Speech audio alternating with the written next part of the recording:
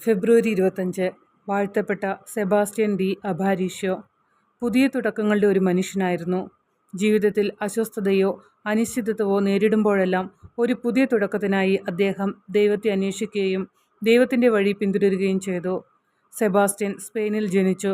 പക്ഷേ 31-ാം വയസ്സിൽ അദ്ദേഹത്തിന് അസ്വസ്ഥത അനുഭവപ്പെടാൻ തുടങ്ങി. ദൈവം തന്നെ പുതിയ ലോകത്തേക്ക് വിളിക്കുന്നത് അദ്ദേഹത്തിന് അനുഭവപ്പെട്ടു. അങ്ങനെ അദ്ദേഹം മെക്സിക്കോയിലേക്ക് കപ്പൽ കയറി. ഒരു കർഷകനായി ജോലി ചെയ്യുന്നതിനിടയിൽ അവിടെ ക്രിസ്തുമതം പ്രചരിപ്പിക്കുന്നതിൽ നിർണായക പങ്കുവഹിച്ചു. 72 വയസ്സുള്ളപ്പോൾ രണ്ടാമത്തെ ഭാര്യ മരിച്ചതിനു ശേഷം അദ്ദേഹത്തിൻ്റെ ജീവിതം വീണ്ടും അനിശ്ചിതത്വത്തിലേക്ക് നീങ്ങി. അതിനാൽ എന്ത് ചെയ്യണമെന്ന് അദ്ദേഹം ദൈവത്തോട് ചോദിച്ചു. ദൈവം അദ്ദേഹത്തിന് ഉത്തരം നൽകി: ഒരു ഫ്രാൻസിസ്കൻ ആവുക. അങ്ങനെയാണ് വാഴ്ത്തപ്പെട്ട സെബാസ്റ്റ്യൻ ഡി അഭാരിഷ്യോ ചെയ്തത്. പ്രായം തന്നെ തടയാൻ അദ്ദേഹം അനുവദിച്ചില്ല. അദ്ദേഹം ദൈവത്തിൻ്റെ വിളി പിന്തുടരുക മാത്രമാണ് ചെയ്തത്. ആകാംക്ഷയോടെ ഒരു പുതിയ തുടക്കത്തിലേക്ക് പ്രവേശിച്ചു.